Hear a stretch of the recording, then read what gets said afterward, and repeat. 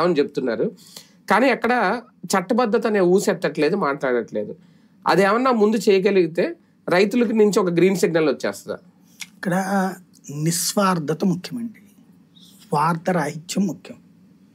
ఎందుకు చేయట్లేదు వాళ్ళు? ఉట్టి 29 గ్రామాలని రాజధానిగా ప్రకటించాలన్నది లోకల్ రైతుల కోరిక. దాని మీద మన క్లారిటీ ఇచ్చినట్టున్నారు. గుంటూరు, తెనాలి, విజయవాడ కలిపేస్తారని బాబు గారే మొన్న కాన్క్లేవ్ లో. అది ఇస్తే అది చేసేయాలి. అది చట్టబద్ధత కల్పించేశారనుకోండి, ఈ రైతుల్లో కోపం వస్తుంది అనేది ఒక భయం వీళ్ళకి. రెండవది, అది జరిగితే ఇక్కడ ఎవడు భూమి కొంటాడు?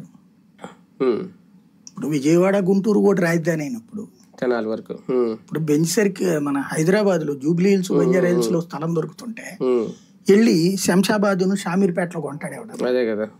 ఇప్పుడు బెజవాడ, గుంటూరు నువ్వు రాజధాని ప్రాంతం అన్నాక బెజవాడ, గుంటూరు నగరం, నగరం ఎక్స్పాన్షన్ సులభం. రాజధానిలోనే నగరపు ఎక్స్పాన్షన్ ఎంతసేపు? హైటెక్ సిటీ ఎదిగింది ఏంటి? ఎక్స్పాన్షన్. అక్కడ నగరాలు సృష్టించాలి, ఇక్కడ నగరాలను పెంచాలి, అంతే.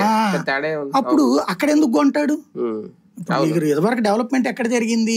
క్రిందసారి చంద్రబాబు గారు ఉన్నప్పుడు విజయవాడ, గుంటూరు హైవే మధ్య జరిగింది డెవలప్మెంట్. తాడేపల్లిలో, ఉండవల్లిలో జరగలేదే. అయితే గీతే వాళ్ళ దగ్గర ఉన్న భూములు అమ్ముకుని అక్కడ ఏదో పెద్ద బిల్డింగ్ కట్టుకుని ఉన్నారు. అంతమించి పెద్ద ఎదుగుదల రాలేదు కదా. కాబట్టి అక్కడ సమస్య అది ఉంటది. అందుకని వీళ్ళ స్థలాలన్నీ వీళ్ళ స్థలాలన్నీ అక్కడే కదా ఉంది. అట్లాగే రాజధాని రైతులకు కూడా కోపం వస్తుంది. ఎందుకంటే